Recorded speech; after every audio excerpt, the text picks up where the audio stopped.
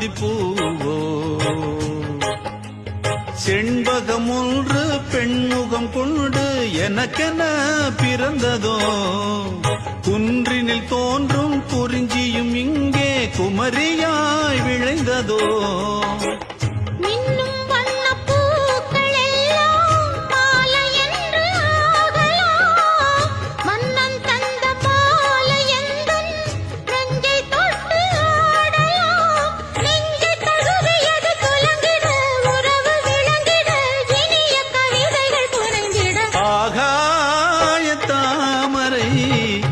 அருகில் வந்ததே